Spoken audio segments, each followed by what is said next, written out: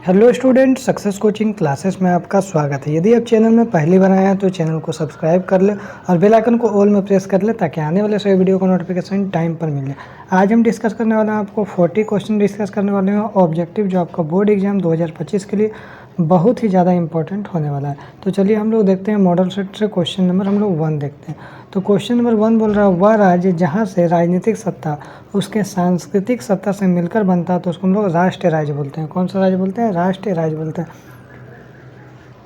आगे देखते हैं, रक्त और लौह की नीति का अवलंबन किसने किया? तो मोस्ट इंपॉर्टेंट क्वेश्चन है, तो याद रखिएगा बिस्मार्क ने किया। आगे यदि हम लोग देखते हैं, हिंद स्वराज नामक पुस्तक की रचना किसने की? ये भी आपका मोस्ट इंपॉर्टेंट क्वेश्चन, तो याद रखिएगा आपका महात्मा गांधी इसका बिल्कुल राइट आंसर हो जाएगा। आगे देखते हैं, प्रथम गोलमेज सम्मेलन का आयोजन कब हुआ था? तो याद रखिएगा 1930 में हुआ था। ये भी आपका मोस्ट इंपॉर्टेंट क्वेश्चन है। आगे देखिए नंबर 5 क्या बोल रहा है, वृहद उत्पादन व्यवस्था किस देश में आरंभ की गई? तो याद रखिए इसका राइट आंसर हो जाएगा हमारा अमेरिका हो जाएगा। आगे ये दे देते हैं, क्वेश्चन नंबर 6 क्या बोल रहा है, एशिया को यूरोप और उत्तरी अफ्रीका से जोड़ने वाला मार्ग को क्या बोलते हैं? तो याद रखिएगा सिल्क मार्ग बोलते हैं। आगे ये देखते हैं, भारत में पहली जूट मिल कहाँ स्थापित किया गया? तो याद रखिएगा बंगाल में किया गया। आगे यदि हम लोग देखते हैं, क्वेश्चन नंबर 8 में क्या बोल रहा है, विश्व का सबसे बड़ा उद्योग कौन सा है? तो लौह इस्पात उद्योग हमारा राइट आंसर हो जाएगा। आगे देखते हैं, भारत में पहला प्रिंटिंग प्रेस किस लोगों के द्वारा लाया गया? तो याद रखिएगा पुर्तगालियों के द्वारा लाया गया। आगे देखते हैं, जापान की सबसे पुरानी मुद्रित पुस्तक का नाम क्या है? तो याद रखिएगा डायमंड सूत्र है। आगे यदि देखते हैं, बेल्जियम में मुख्य रूप से कौन सी भाषा बोली जाती है? तो जर्मन, डच और फ्रेंच तीनों भाषा बोला जाता है। आगे देखते हैं, 13 नंबर क्वेश्चन क्या बोल रहा है, संघात्मक सरकार किस देश में है? तो याद रखिए हमारा भारत देश में। आगे यदि हम लोग देखते हैं, क्वेश्चन नंबर 13 क्या बोल रहा है, उत्तरी आयरलैंड और नीदरलैंड वाला देश कौन सा है? तो याद रखिए ईसाई बहुल इसका राइट आंसर हो जाएगा। आगे ये देखते हैं, क्वेश्चन नंबर 14 क्या बोल रहा है, राज्य के विधानसभा में महिलाओं का प्रतिनिधित्व कितना है? तो याद रखिएगा 5% से भी कम है। आगे यदि हम लोग देखते हैं, क्वेश्चन नंबर 15 क्या बोल रहा है, भारत के संविधान के अनुसार भारत कैसा देश है? तो याद रखिएगा धर्म निरपेक्ष देश है। आगे यदि हम लोग देखते हैं, किस प्रकार की सरकार सबसे बेहतर मानी जाती है? तो लोकतंत्र सरकार जो है सबसे बेहतर माना जाता है। आगे देखते हैं, भारत में लोकतांत्रिक सरकार के कितने अंग है? तो याद रखिएगा आपका 3 अंग हो जाएगा, बिल्कुल राइट आंसर हो जाएगा। आगे देखते हैं, भारतीय जनता पार्टी का मुख्य प्रेरक सिद्धांत क्या है? तो याद रखिएगा सांस्कृतिक राष्ट्रवाद इसका मुख्य प्रेरक सिद्धांत है। आगे देखते हैं, 22 भाषाओं को राष्ट्रीय भारतीय संविधान की किस अनुसूची में रखा गया? तो याद रखिएगा 8वीं अनुसूची में रखा गया। आगे यदि देखते हैं, धार्मिक आधार पर सांप्रदायिकता का दूसरा नाम क्या है? तो याद रखिएगा राजनीतिक इसका राइट आंसर हो जाएगा।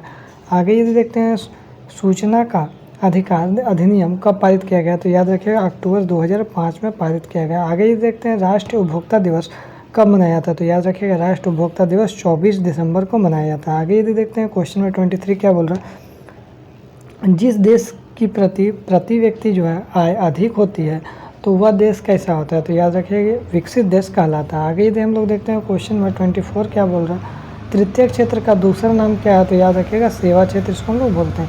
आगे देखते हैं, सामान्यतः किसी देश का विकास किस आधार पर निर्धारित किया जाता है? तो प्रति व्यक्ति आय, औसत साक्षरता दर और लोगों को स्वास्थ्य उपरोक्त सभी हो जाएगा। आगे यदि देखते हैं, क्षेत्र कितने प्रकार के होते हैं? तो याद रखिएगा क्षेत्र 3 प्रकार के आपका होते हैं।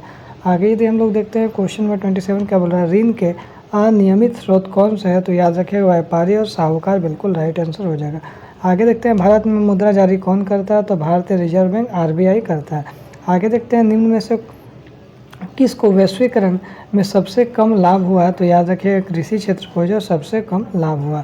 आगे देखते हैं, घरेलू अर्थव्यवस्था और विश्व अर्थव्यवस्था को जोड़ने वाला क्या कहलाता है? तो याद रखिएगा आपको वैश्वीकरण कहलाता है। आगे यदि देखते हैं, काली मृदा को किस नाम से जानी जाती है? तो याद रखिएगा रेगर मृदा के नाम से भी जाना जाता है। आगे देखते हैं, भारत के कुल क्षेत्रफल का कितने प्रतिशत क्षेत्रफल पठारी भाग है? तो याद रखिएगा 27% भाग पठारी भाग है। आगे ये देखते हैं, 33 क्या बोल रहा है, मध्य अमेरिका में झूम कृषि को किस नाम से जाना जाता है? तो याद रखिएगा मिल्पा के नाम से जाना जाता है। आगे देखते हैं, सुनहरा रेशा किस फसल को कहा जाता है? तो याद रखिएगा जूट को सुनहरा रेशा कहा जाता है। आगे देखते हैं, किसने कहा है कि बांध आधुनिक भारत के मंदिर है? मोस्ट इंपॉर्टेंट क्वेश्चन है, तो याद रखिएगा पंडित जवाहरलाल नेहरू ने कहा। आगे देखिए, भारत का सबसे बड़ा बॉक्साइट उत्पादक राज्य कौन सा है? तो याद रखिएगा उड़ीसा हमारा बिल्कुल राइट आंसर हो जाएगा। आगे देखते हैं, 37 देखिए क्वेश्चन बोल रहा है जो भारत में जूट उत्पादन में किस राज्य का महत्वपूर्ण स्थान है, तो याद रखिएगा पश्चिम बंगाल हमारा बिल्कुल राइट आंसर हो जाएगा। आगे देखते हैं सरिस्का वन्य जीव अभयारण्य किस राज्य में स्थित है, तो याद रखिएगा राजस्थान बिल्कुल राइट आंसर हो जाएगा। आगे देखें निम्न में से परिवहन के प्रकार कौन कौन सा है, तो जल परिवहन, स्थल परिवहन, वायु परिवहन, तो इसका राइट आंसर उपयुक्त सभी। सीमा सड़क संगठन कब बनाया गया, तो याद रखिएगा 1960 में बनाया गया।